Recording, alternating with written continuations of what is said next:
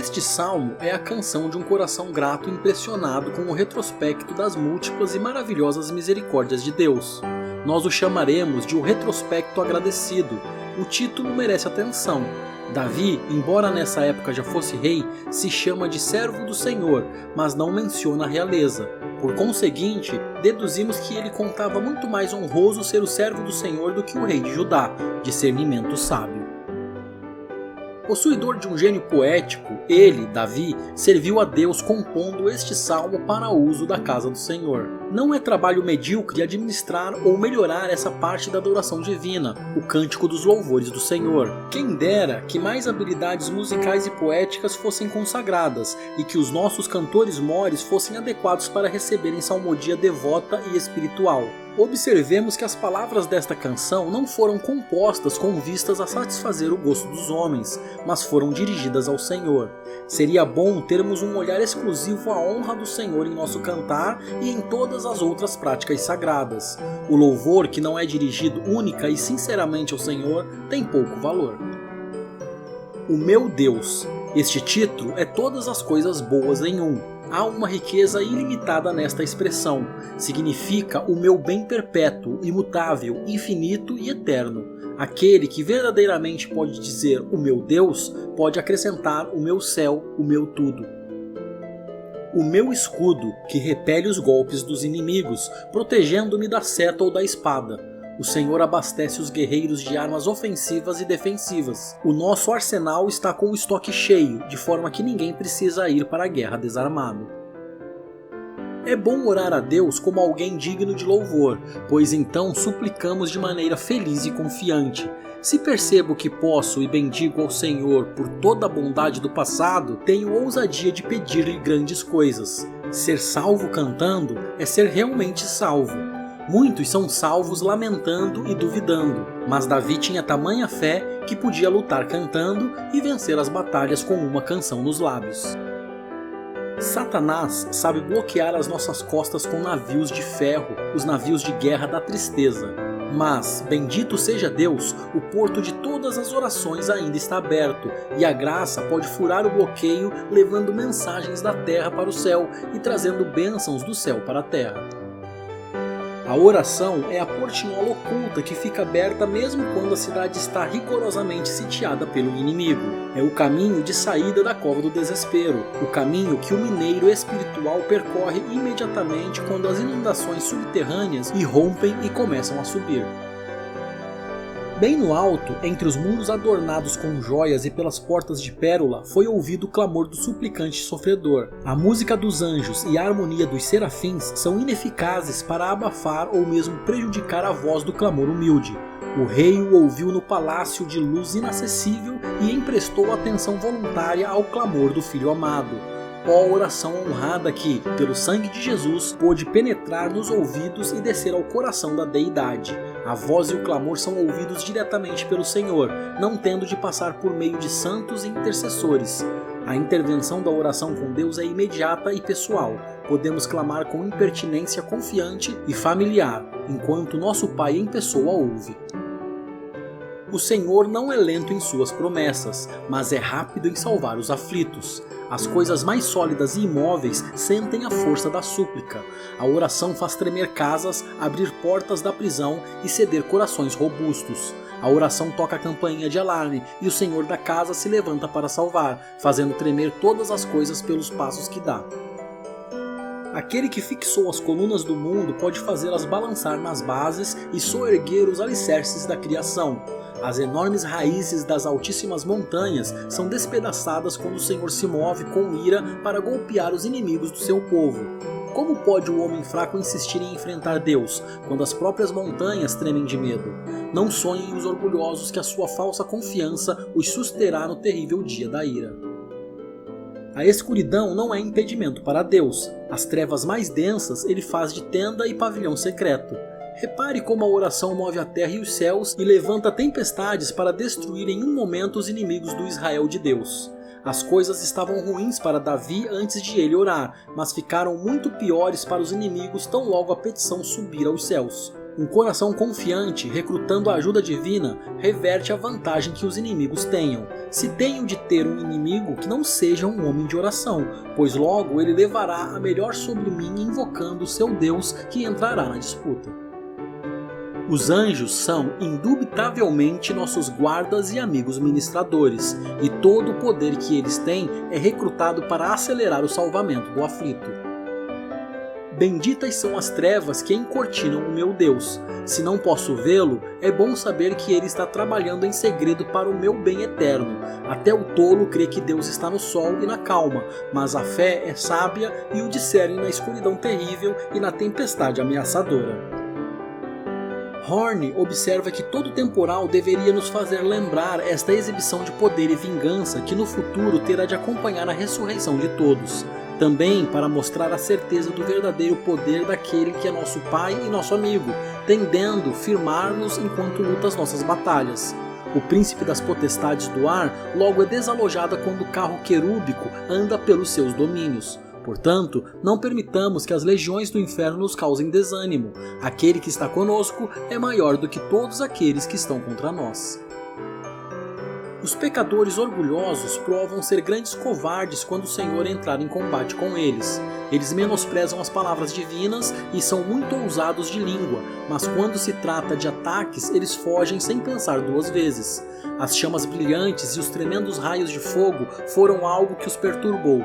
Deus nunca se perturba, nunca estará com falta de armas. Ai daquele que contende com o seu Criador, Isaías 45:9. As setas de Deus nunca erram o alvo.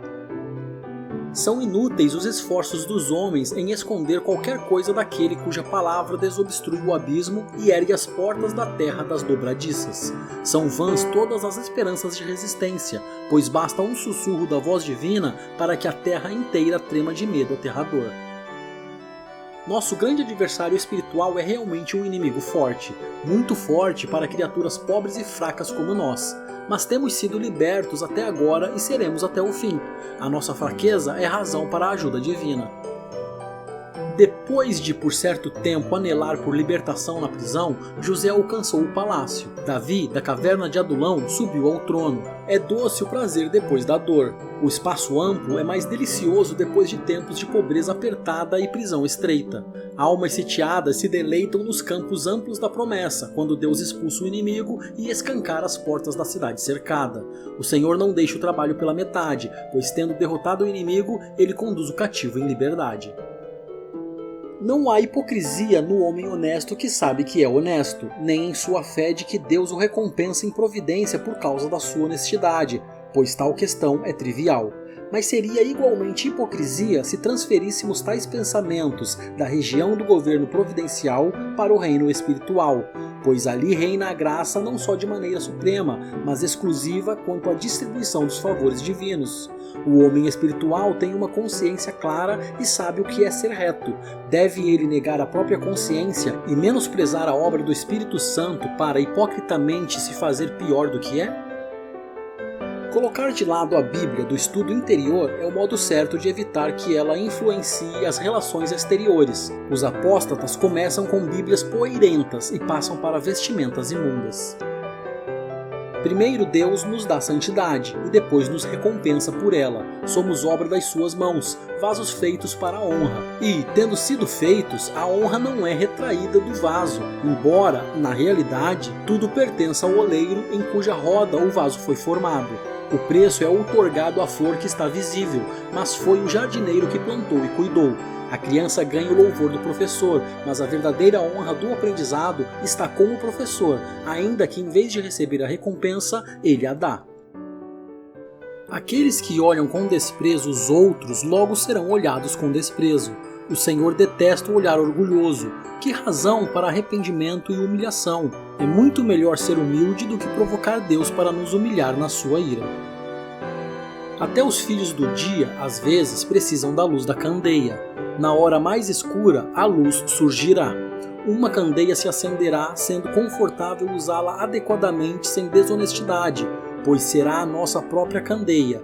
Mas o próprio Deus achará o fogo santo com o qual a candeia será acesa. As nossas evidências são nossas, no entanto, a luz confortável é de acima. As candeias acesas por Deus não podem ser apagadas pelo diabo. Algumas repetições não são vãs repetições. Refletir e voltar a refletir sobre a misericórdia de Deus devem ser e frequentemente são as nossas melhores ações. A nossa gratidão fica cada vez mais forte e mais agradável quando meditamos na bondade divina. Os guerreiros de Deus experimentarão todo tipo de luta e, pelo poder da fé, terão de determinar livrarem-se como os homens. No entanto, cabe a eles ser extremamente cuidadosos em pôr todos os lauréis aos pés do Senhor. Todo o caminho de Deus é completo em si mesmo, e todos os seus caminhos reunidos são inigualáveis em termos de harmonia e bondade. É muito consolador crermos que aquele que começou a nos abençoar aperfeiçoará a sua obra, pois todos os seus caminhos são perfeitos.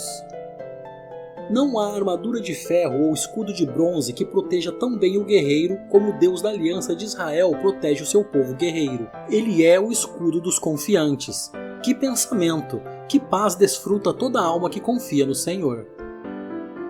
A oração é arma tão notável que até os ímpios a usam quando acossados pelo desespero. Homens maus apelam a Deus contra os próprios servos de Deus, mas tudo em vão. O reino dos céus não está dividido, e Deus nunca socorre os inimigos à custa dos amigos. Há orações a Deus que não passam de blasfêmias, que não ocasionam resposta consoladora, mas, antes, provocam no Senhor a maior ira. Pedirei que um homem fira ou mate o próprio filho para satisfazer a minha maldade? Ele não se ressentiria com um insulto contra a sua humanidade? Quem são os desprezadores de Deus para que calemos a boca por causa deles? Cantaremos ao nosso Deus, quer gostem, quer não, e imporemos sobre eles o conhecimento da bondade divina. Muita educação para com traidores pode ser traição ao nosso rei.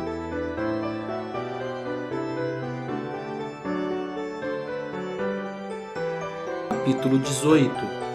Eu te amo, ó Senhor, força minha. O Senhor é a minha rocha, a minha fortaleza, o meu libertador, o meu Deus, o meu rochedo em que me refugio, o meu escudo, a força da minha salvação, o meu alto refúgio. Invoco o Senhor, digno de ser louvado, e serei salvo dos meus inimigos. Laços de morte me cercaram, torrentes de perdição me impuseram terror, cadeias infernais me envolveram e tramas de morte me surpreenderam. Na minha angústia, invoquei o Senhor, gritei por socorro ao meu Deus. Do seu templo, ele ouviu a minha voz, e o meu clamor chegou aos seus ouvidos. Então a terra se abalou e tremeu, vacilaram também os fundamentos dos montes e se abalaram, porque Deus estava irado. Das suas narinas subiu fumaça, e fogo devorador saiu da sua boca. Dele saíram brasas ardentes. Ele baixou os céus e desceu, e teve sob os pés densa escuridão. Cavalgava um querubim e voou, foi levado sobre as asas do vento. Das trevas fez um manto em que se ocultou. Escuridão de águas e espessas nuvens dos céus eram o seu abrigo. Do resplendor que diante dele havia, as densas nuvens se desfizeram em granizo e brasas de fogo. O Senhor trovejou nos céus. O Altíssimo levantou a sua voz e houve granizo e brasas de fogo. Atirou as suas flechas e espalhou os meus inimigos. Multiplicou os seus raios e os dispersou. Então se viu o leito das águas e se descobriram os fundamentos do mundo. Pela tua repreensão, Senhor, pelo sopro impetuoso das tuas narinas. Do alto o Senhor me estendeu a mão e me segurou. Ele me tirou das águas profundas. Livrou-me de forte inimigo e dos que me odiavam, pois eram mais poderosos do que eu. Eles me atacaram no dia da minha calamidade, mas o Senhor me serviu de amparo. Trouxe-me para um lugar espaçoso, livrou-me porque ele se agradou de mim. O Senhor me retribuiu segundo a minha justiça, recompensou-me conforme a pureza das minhas mãos, pois tenho guardado os caminhos do Senhor e não me afastei perversamente do meu Deus. Porque todos os seus juízos estão diante de mim e não rejeitei os seus preceitos. Também fui íntegro para com ele e me guardei da iniquidade. Por isso, o Senhor me retribuiu segundo a minha justiça, conforme a pureza das minhas mãos, na sua presença. Para com quem é fiel, fiel te mostras. Com o íntegro, também íntegro. Com o puro, puro te mostras. Com o perverso, inflexível. Porque tu salvas o povo humilde, mas os olhos soberbos tu os abate. porque fazes resplandecer a minha lâmpada. O Senhor, meu Deus, derrama luz nas minhas trevas. Pois contigo posso atacar exércitos, com o meu Deus salto muralhas. O caminho de Deus é perfeito, a palavra do Senhor é confiável, ele é escudo para todos os que nele se refugiam. Pois quem é Deus além do Senhor? E quem é rochedo, a não ser o nosso Deus? O Deus que me revestiu de força e aperfeiçoou o meu caminho, ele deu aos meus pés a ligeireza das corças e me firmou nas minhas alturas.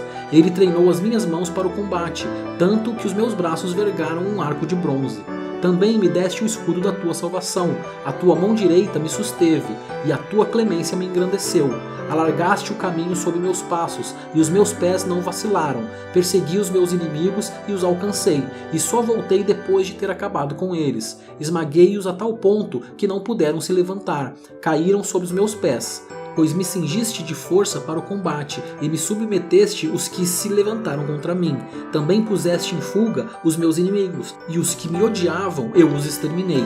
Gritaram por socorro, mas não houve quem os salvasse. Clamaram ao Senhor, mas ele não respondeu. Então os reduzi a pó, o pó que o vento leva. Lancei-os fora como a lama das ruas. Dos conflitos do povo me livraste e me fizeste cabeça das nações. Um povo que eu não conhecia me serviu.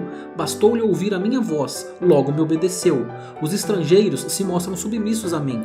Os estrangeiros fraquejaram e, tremendo, saíram das suas fortalezas. O Senhor vive, bendita seja a minha rocha, exaltado seja o Deus da minha salvação, o Deus que por mim tomou vingança e me submeteu povos, o Deus que me livrou dos meus inimigos, sim, tu que me exaltaste acima dos meus adversários e me livraste dos homens violentos. Por isso eu te glorificarei entre os gentios, ó Senhor, e cantarei louvores ao teu nome.